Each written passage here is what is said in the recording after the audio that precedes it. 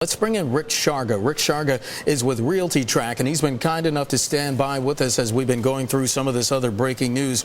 Rick, thanks for your time. Always good to have you on Bloomberg's Bottom Line. Good to be here, Mark. Rick, talk to us about some of the things that Adam Johnson was just telling us. First, let's just go through some of the big states, California, Nevada, and Arizona. As AJ correctly points out, nearly a sixth of the U.S. population there. Talk to us about what those foreclosure numbers look like. Well, California alone accounts for about 25% of the homes that received a foreclosure notice in the last month. The numbers are still mind-boggling. And I think what is causing this continuation of a concentration in those states is the second wave of the foreclosure crisis. These three states were among the states that kicked off the foreclosure problems because of overinflated home prices and toxic loans. When the housing market collapsed, it took down the economies of all three states. So those three states now have some of the highest unemployment rates in the country, and that's driving the second wave of foreclosures. Rick, Adam also pointed something out. He talked about instances where the courts are and are not involved in the foreclosure process. How does that, I guess for lack of a better term, gum up the system? It gums it up pretty significantly, Mark. You're looking at a state like Florida, which historically has been one of the top 2 or 3 states in terms of foreclosure actions. They're off 63% year over year. If you take a look at foreclosure starts and scheduled auctions, the judicial states are off by almost 50% year over year collectively. So we're now seeing that the lenders and servicers are backed up. We're seeing that the court systems are backed up. And in fact, in addition to the 225,000 notices that we mentioned in our report, there were another 70,000 refilings of foreclosures that were improperly submitted in the first place. So those don't make our report because they're not new actions, but they're out there nonetheless and taking up resources. So this slowing down, does that also slow down the amount of properties that could be potentially at risk for foreclosure? Theoretically, the slowdown could spare a few homeowners from foreclosure. Unfortunately, a more likely scenario is what you're going to see is an extension of the housing market downturn until we can process these distressed properties and get them reabsorbed by new home buyers.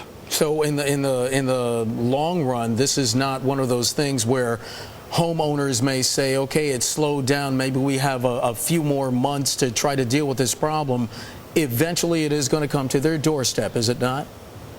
Yeah, especially with the judicial delays that we're talking about, there's a pretty much inevitability that many of those homeowners are going to lose their properties to foreclosure.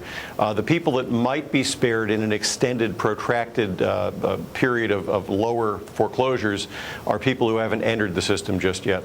Rick, if this is in fact the case, then can we say that what might happen is that some of these notices, some of these foreclosures, at least on average, might remain artificially low?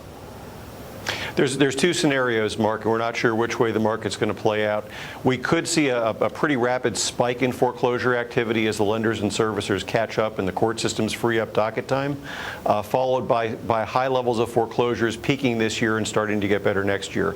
The other scenario is we could see an extended, protracted period of artificially low foreclosure activity, which would feel a little bit better, but would mean the housing market downturn would be extended by another year or 2. Rick, how many people in this country, how many homeowners are underwater right now, and what relief do they have, if any? There are probably somewhere between 20 and 23% of all mortgage holders who are upside down on their loans, at least marginally. A lot of those people are close to break even. In terms of what relief they have available to them, there's really not much out there. We don't see much in the way of principal balance or reduction programs. The government programs haven't been working terribly well.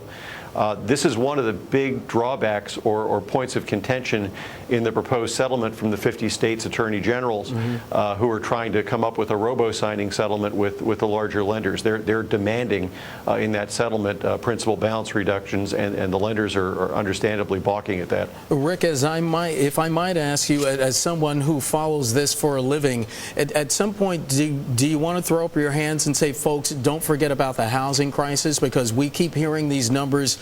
Some people are saying the unemployment numbers seem to be headed in the right direction. Finally, jobs seem to be coming back. But then the other shoe to drop potentially could be that we are still in the middle of a critical housing mess. Yeah, you can paint a pretty dismal scenario that suggests if jobs don't come back, the housing market can't come back, and if the housing market doesn't come back, the economy is not going to come back. The job numbers getting a little bit better over the last couple of months suggests that there will be a light at the end of the tunnel. People will be able to afford to stay in their homes or buy new ones, but the improvement in the housing market is going to be at least a year out from where we see the job numbers really improve dramatically. I think the housing market has become sort of that dull toothache in the economy that everybody sort of notices is there, but can't figure out what to do with. All right, Rick Sharga of RealtyTrac, Senior Vice President, joining us from Irvine, California. Rick, it's always a pleasure to have you on. Thanks so much.